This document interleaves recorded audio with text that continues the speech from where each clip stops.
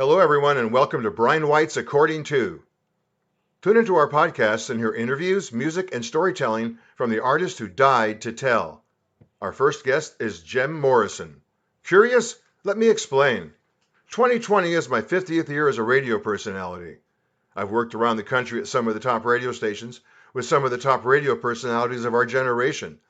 I've met many musicians and conducted many interviews, but nothing nearly as exciting as the project we are undertaking now. I was introduced to the afterlife when my wife, a writer, did an article about a psychic medium.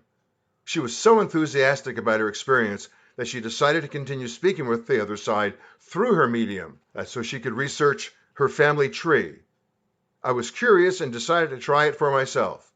My first reading came in November of 2018 and was nothing short of amazing, as I was able to communicate with friends and family who had passed over. During the reading, I was contacted by Prince, who wanted to thank me for helping get his music played when I worked in Detroit. I was one of the first to introduce his music to the world, and the rest is history. I was fascinated and amazed at this experience and decided to try it again sometime. My next reading was scheduled for February 9th, 2020. The evening before the reading, my wife and I had been discussing the possibility of producing a podcast, although we weren't quite sure what it would be about.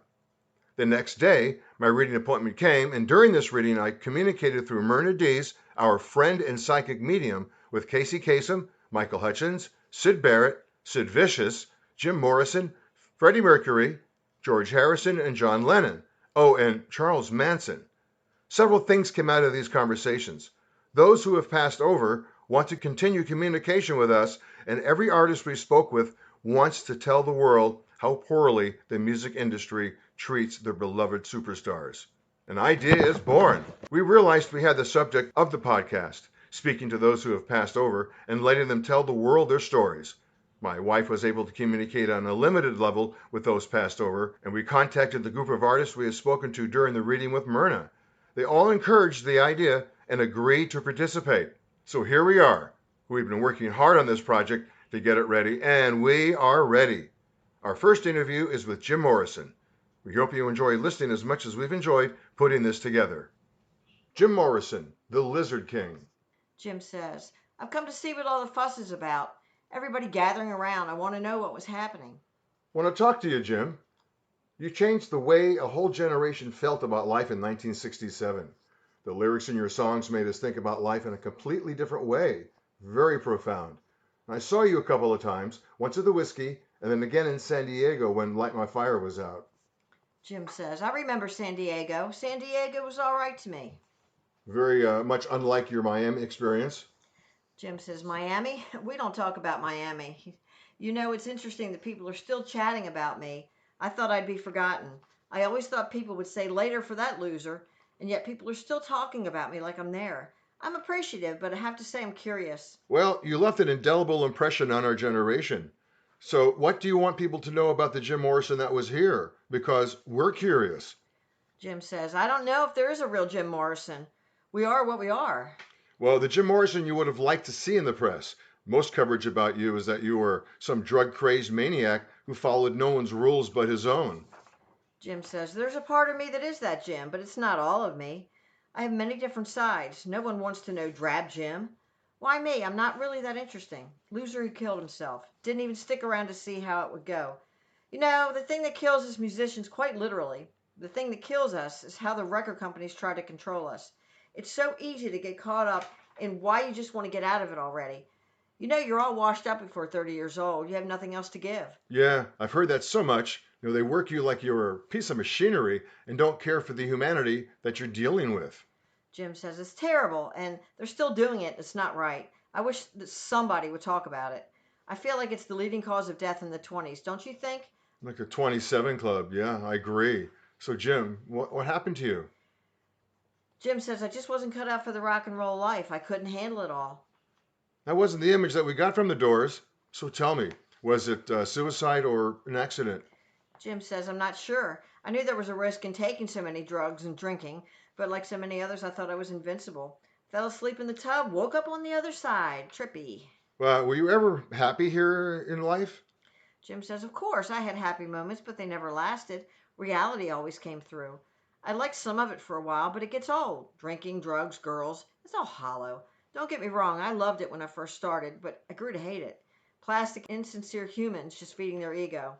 Oh, I slept with Jim Morrison. So what? I have a penis like every other man, no difference. I'm nobody special. I just wanted to find the soulmate that felt the same way about me. Didn't happen? Move on. Guess it was just your time, but it would have been great to see where you would have gone. Jim says, well, we'll never know. That's okay. It was the way it was supposed to be. What would you have liked your life to be here? Jim says, a couple kids and picket fence house with someone who loves my soul, not my money and fame. I never found that, my soulmate. I guess I wasn't supposed to, but it would have made life there easier for sure. I just wanted to write poetry and have a family. Didn't get it? Maybe next time. So, does that mean you're coming back again? Jim says, yeah, I want to roll the dice again. So, what do you do there? Jim says, well, I can't give you specifics. Take the best things about Earth, and that's what this is. We coexist in the same plane. That's why we can communicate. Wavelengths is all electrical energy. Your energy imprints a message and comes to my energy where it's read. And on it goes, kind of like the mailman. Do you play music and write poetry? Jim says, oh, yes. I have nothing else to do but those things that I choose. You know, I've talked to quite a few of you who have passed over, and you all seem to be the same person you were when you were here. I thought you would be different with the human element gone. Jim says, well, we have to communicate this way with you. It's what you know. Trust me, you wouldn't want to try to communicate on our spiritual plane. You're not ready. None of you are. I think I understand. Well, not everybody believes in the afterlife. What message would you have for those people? Jim says, well, we're all lighter than air, all of us, and we float like puffs from a dandelion in the air. You are no more real than I am. You're my dream, I'm your dream. All we have between us are the thoughts between us. We connect differently. It's electric. Our neural pathways are what's connecting. The minute that you stop to question how it works, the minute you begin to look for infrastructure, the minute you begin to say, I need brick and mortar, you're saying, I don't want to connect my neural pathway to yours. None of us is bigger than the other, and none of us has work that's bigger than the other. And that's the fear that you think, what could we possibly have to say to one another? Maybe it's just enough that we both got lost in the music together. Maybe it's just enough that you're willing to listen to what I have to say, and that I'm willing to hear you too. Wow, so profound. Jim, there was so much more for us to talk about. Will you talk to us again? Jim says, of course. We all want to talk to you. Finally, an interesting conversation, not just the same old questions. Well, thank you. Appreciate that. Well, I haven't spoken to Ray Manzarek yet, but do you think he'd be interested in speaking with us? Jim says he's waiting for you to call him. Great. Well, before we close, what message do you have for humanity? Jim says, don't take life so seriously. Live for now, no past, no future. Just trust there's more than just this, and don't do drugs.